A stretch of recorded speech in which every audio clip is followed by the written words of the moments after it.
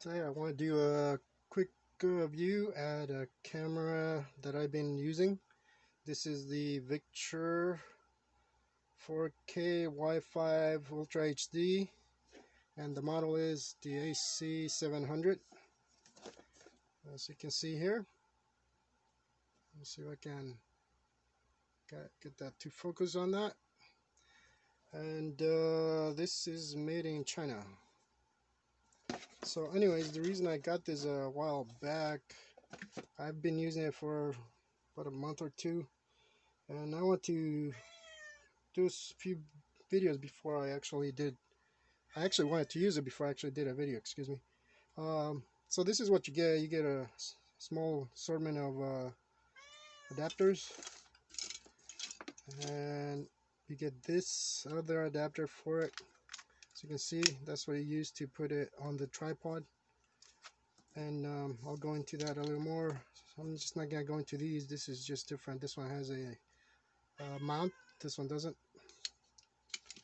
And then you get the case. You get two back panels. This one I already changed it. This one has an opening for the I believe the sound. So this is not waterproof. You have to use the other one that's closed. Not much to it. So hey, so that's how you open it. You gotta hit that click, and then wrong side. There we go. So that's what it is on the clips right on here. Then you move forward, so it's pretty tight as far as that.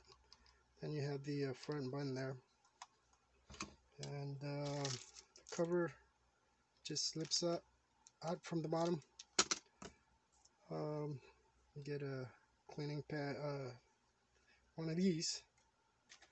I'm just trying to go real quick here because I know this is not really that exciting. So you get that. The problem with this one is there's no place to actually put it on the actual camera itself, and this doesn't even have it either, so I'm not sure where you would use those because I don't even see a place to put it anywhere. But anyways, you get that, and you get a couple more straps. I believe these are for like your hand straps. Now that I think about it, I think there was there's a remote control for this one, but I just realized I don't have it. Anyways, moving on. Small USB cable. It's a micro USB, and then you do get a mic, and that's the main reason I got this particular camera, because one, you get an external mic input on it, and everything else is just your regular USB, SD card. Let's see, that's pretty much it. And then on this side you get the buttons up, another button here, another button on the front. There's no mount on this one. It does come with two batteries. So let me go through the good stuff, I guess, before, just to make it nice and simple and quick. So let me see if this new camera will actually zoom in or out. So I'm testing two cameras right now, this one and that one. So forgive me if it's not coming out perfect all the time, but I'm just testing it out for now. Okay, so the good thing, it's definitely small. Let me see if I can show you the comparison to my Activion. It's just a little taller, a little wider, but the overall size is about the same. So that's a good thing. Here's the comparison of my Freestyle Swan. As you can see, this one's a lot bigger. So this is heavier. The lens is in the center. This one's not. Just like the Activion. This one only has one LED though. This one, I really like the different LEDs in the front, the bottom, and the back that you can see. But I'm gonna try to focus on this one for now. So far the good thing is the camera has it's a smaller size. It does have a nicer video. The 4K, that seems to be just a branding, or what do you call it? It's not true 4K, I guess. That's what I'm trying to say. And so I usually do 1080p videos anyway, so that was fine. I do like the video. It's a lot clearer on this camera versus I guess my older one, my older freestyle. It takes pretty decent videos. There is no uh, stabilization on this particular camera. It's nice that you have two batteries. That's one thing that I noticed. The batteries don't last more than, I don't know, 30-40 minutes if you're doing a video. So they're pretty short, even though they're like a 1100 milliamps, I think, or 1000, I forget. Anyway, it does have a screen on the back. It's already built in, so that's kind of nice. And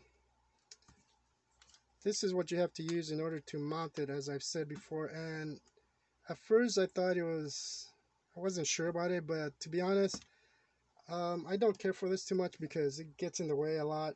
So not having a built-in mount really sucks. So from now on, I'm definitely not getting this because it's just too much pain in the butt trying to get this on and off. Even though it has a top and the bottom, which is nice, but it's just a hassle. The other thing I don't like about this camera is the button on the front, and it's just very cumbersome to use this camera. Obviously, it's nice that it has a mic input, and that's the reason I got it, because now, as you can see, you can get external mic inputs on the cameras. Unfortunately, the other features are a little bit cumbersome to use, so that's why I don't really like it too much, even though it does work. But as you can see, every time I would take it somewhere, if you just touch the front, it'll turn on. So it's very sensitive when it comes to that. Here's the back LED, and the menus are kind of weird.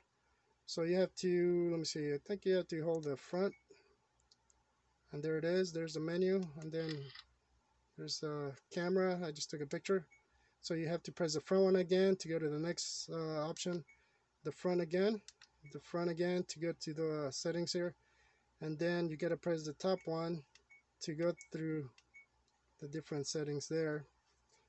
And then like here, I can change it to the other ones. So you got buttons in the front, buttons on the top, and buttons on the side, which is just very awkward to use. So let me see if I can. So I'm pressing the front one, and now it's going that way, as you can see. And then to go back, I gotta press the top one. So the whole menu item on this is just way too cumbersome.